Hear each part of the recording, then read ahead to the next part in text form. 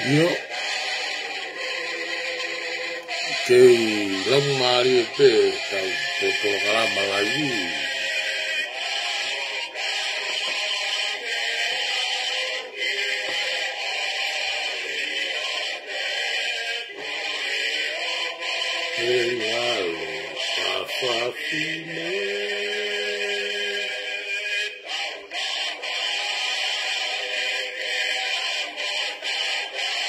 POHIVA me maitenia. POHIVA me tenia matawori.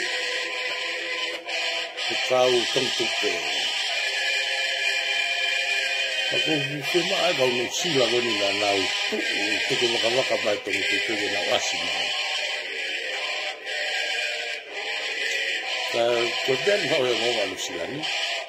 Lere ho a kasto mas e fanoa. KAKAI e ngau na mate tu'u aki mai e tokoni MASIVA na lere ho. Usa age na uta mai, kuku na kuna go mau tipe iti ai kau lere ate mau tipe. Kau na te loto na tonga te TAFA'AKI, e mama matau te ai mo tonga.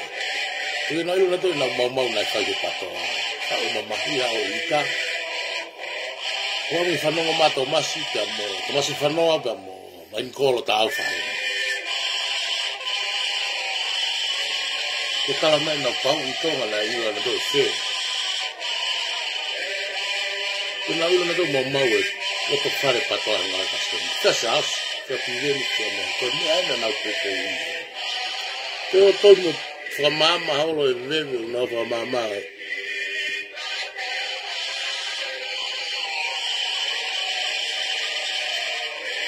O si pefe no ni go tae atu e nau tuku toa. Si mutoka wha ofa ka te ko hai, Lere ngau te lere ai ka matare e ke eka ni usi. Ngā peka.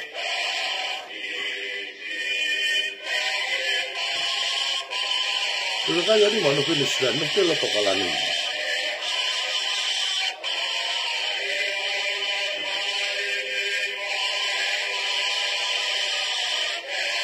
Kaya ko hulu ate palo pare ma kuki tono ko katoa. Kak mahino ko kai banu na katoa na ko. Mo gipa nga to maso palaki ato toilet.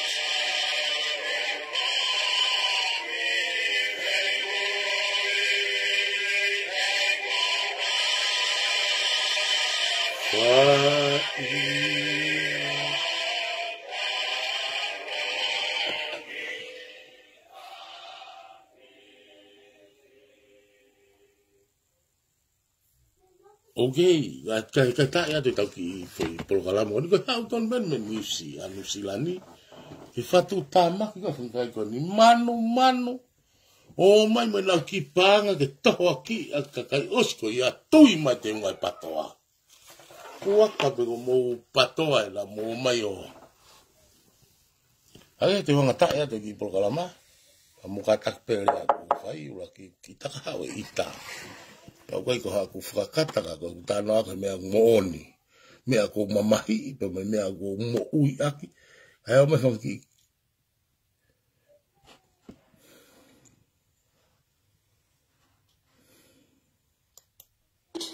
No, Mayano, welcome back. Thousands of Pasifika in Auckland who have fallen prey to illegal pyramid schemes have been left without cash for food or rent just as the country's plunged into lockdown. One user is aware of at least 18 schemes targeting just the Tongan community. For the last 4 months, Pacific correspondent Barbara Drever has been investigating what's believed to be the biggest player, Tongi Tupe, said to owe millions to victims. Here's her exclusive report. Every Saturday, there's a lot of cash on site at Alpha shipping premises in UATA. Tongans queue to collect envelopes containing at least $2,500. This is the woman who runs the New Zealand arm of the Tongi Tupe scheme, offer SIASAU. Good morning, Tongan community. Come and get some money. People are lured in on social media with the promise, invest $4,500 and after 21 days you'll get paid $2,500 every week.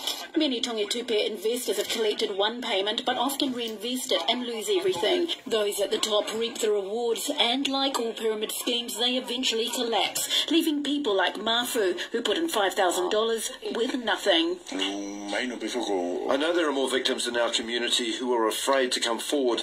I want justice for false promises. I want my money to be returned. That won't happen. One News understands Tongi Tupe hasn't paid anyone for the last fortnight.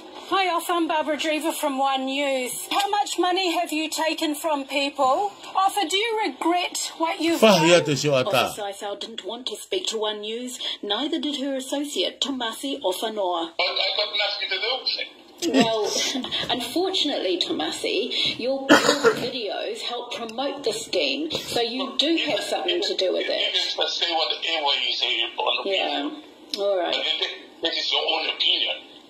Well, it's more than opinion. This is one of Mr. Ofanoa's promotional videos. Get in touch, don't wait. Look at these people who are happy. They are happy to receive their money this morning. He also filmed this video at a public meeting in June called by pyramid scheme victim Tionli Fatukala, who was hoping to raise community awareness. Officer SIASAU was there, bringing along supporters who disrupted the meeting. No siwat ke ngari masi. $20,000 in another scheme. She's determined to bring all the pyramid scheme leaders to justice and is helping victims complain to the Commerce Commission. I'm so ashamed that these Tongans have took advantage of us Tongans. Tongi Tupe was founded in the US, with claims more than $11 million is now owed to victims there and in Australia and New Zealand. That number likely to grow. Barbara Drever, One News.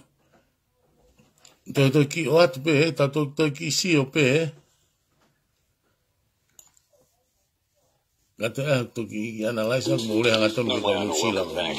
of Pasifika in Auckland who have fallen prey to illegal pyramid schemes have been left without cash for food or rent just as the country's plunged into lockdown. One News is aware of at least 18 schemes targeting just the Tongan community. For the last 4 months, Pacific correspondent Barbara Drever has been investigating what's believed to be the biggest player, Tongi Tupe, said to owe millions to victims. Here's her exclusive report.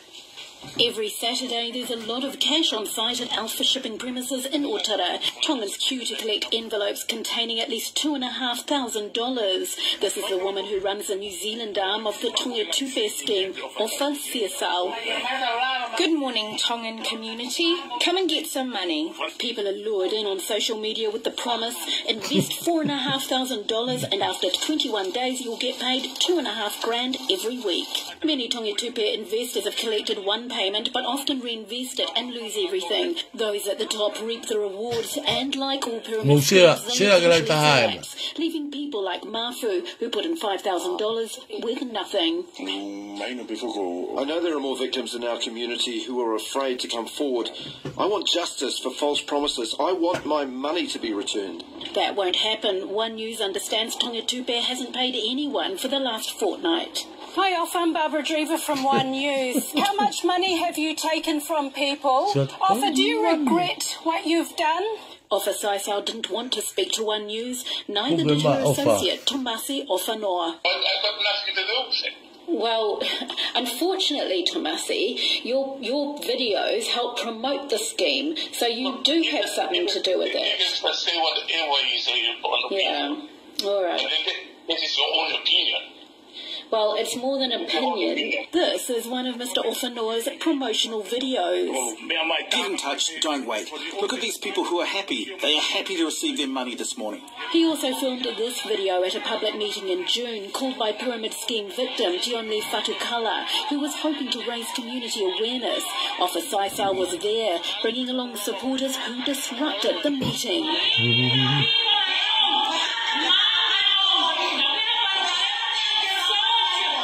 Tionli Fatukala lost $20,000 in another scheme. She's determined to bring all the pyramid scheme leaders to justice and is helping victims complain to the Commerce Commission. I'm so ashamed that these Tongans have took advantage of us Tongans.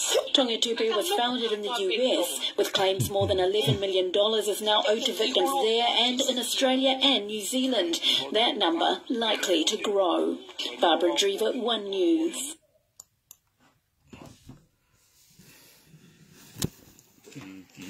Ana vai se ole gere kape. Koe foi fataha. So for those of you who are watching, and I guess I'm going to just go with... Ko ki fata ko na famu mi ko na ta sko ki foi lai na aku si o ai na ia se tita o walari ya mo mseo pome ta ko na se vala ko ni pa ori ai ina alwa ta to maski ai o le ai o ku o ko sla sen ka ko mari ai ko mai ko ni ko nga famu mai ko ni to ia ko ke to fe asi mai a orea ko fe lai sen ko na lau pe ko fe FAKALAO ko na ne kala no ke ai mo sio ke fatu tamaki ki KAKAI ko ni na wo mai o tu ye te nga o PTOA fa ke na kumi mo ui ka wai a to masio fa no alere en tu fa container me akai he ni ngawe ke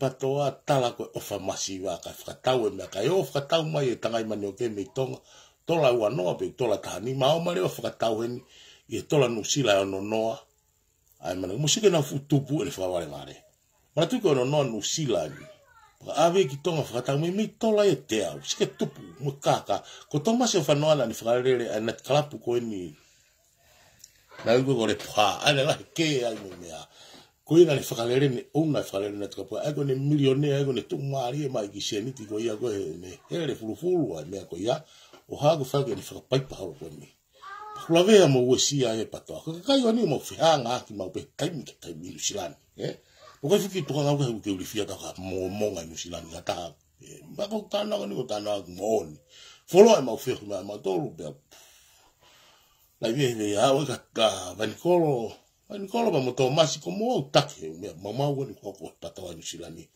mo mai o asike mitia ka pa ha o ka utango ngoni e ke ma me ka te au ke to ya te asi mai au tala me ko tui mo piktai ai e ko ilo fatua kuna o toi ko laki ko kaka ina ha imu e manu ke here e KAKAI MASIVA tala fo gria ko ni ko MASIVA ko nga ku sanita na SIAOSI tu UATA mo PIVENI ko fakatomo na o takai hola tani fangi wahenga fai fakamama KAKAI ki o mai tanu me ana na toi ai na to e kanga to ko kuria ko ni al hake mo maku mo ilo pa na mau e cheki lomo ko lo ta ko vela tama ka tama ka to kana na mau fa teke be mo to ai ni mo tu ai mala ma pa no mo na mau ilo teke mo ya SIAOSI ka tama ko ni itilila pa ko na mo ai palani pe ko pani ko ni na fai me fuoroa o te ke hua SIAOSI are SIAOSI pa ko me go roto la ya ke wa orea atu ui ko fula ilo mutu pe o SIAOSI wa tala ofa visione ofa me unu ataka na longu tu fa pa ke KAKAI a visione ka mo ma no roto na mi ko le hanga tonu ya isaia ke class ko na pe ko hinga tu to masi o fanoa mo ki fa hinga nu silani hono popo e ka pe ko no ko palo bare malo to fare PTOA pe ko watu pe ko tui mo ilo me ta taina be a ka fo fa Mamali ia Mahe'A fa mari no teke visione ka ko ilo lo to mo la mari ko ni teke muia ye ilo ka na ko PIVENI o mai PIVENI ura ki whakamala ala mo mai mo tu UATA o whamo ni kasika hani kai to e mo fuata mai ho mo ta mai ki toloi e ta papa ki ka fiafi ala re whamo oni he me na MAMAHI'I na mo mai kwere na mo fai e kasika pe mo pema o mo volo ilo ka korio Pamo enke tau fa pe mo konga e ka popo ho morea ko na morea o pehe ko mo mai ka loto ka akirisi ka ke loto ka i loya ko na son ko menu silani pe mo kapileti ka o mai ke mo ma fra mama o tala ha mo ha o hewe lango i ka mo folo fu ka meri u ko mo man manu Pikitaya SIAOSI. Pako whakaamu mai e au ke Ngalu'Ea ke KAKAI konsenis mo ui. Ona mo hinga he KAKAI kone. Sigo e fuae. Ke Amerika tau whawhawhai. He ngāue a senita na teke mui atu UATA. Pe mo SIAOSI pe mo PIVENI. Pe kua si mahino tonu ke tahonga mai mahino. Kua tu lea fiha ene lea a SIAOSI. E pou a ngāue whaitirila. Toi rea PIVENI. He ngahi kufi whare. Ka e unga fuhilo kakako nko tu UATA. Alo whinga pa mono pati nā koe na kui TAFA'AKI. Kena maue tu unga koe ngāue na whai shotu la tai e taimi koe. Whakahifo, whakaheka uta e waka. Pea mausio ke whai tohi koe he cheki lumo he na ki inbox yolo mo toko taka koe ni me TAFA'AKI. Ki whinga e KAKAI, ki maa se ni di mea hene mui whakaho. Na whinga finance, no me hao no miliona. Sio anga masigei. Hau tau kei whalalai. Hau tau kei whalalai ke nguto SIAOSI. O whai holo e takai holo whamama. Tunga hola tu i me lalo a kau me whapouri. He ko e nau palania. Hako ki laivi pe ia pa ku mako whiunga.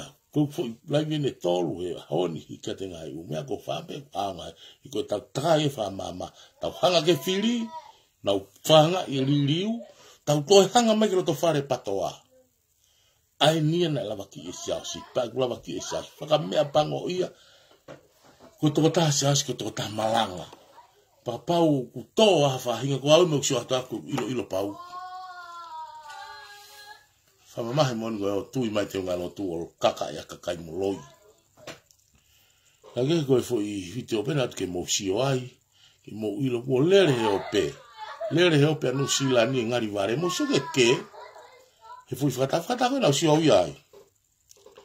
Ala tu ko ato masi ko kore koe ke fefine koe na ko hai koe tioni ko ape ko hai. Leave us alone and we leave you alone.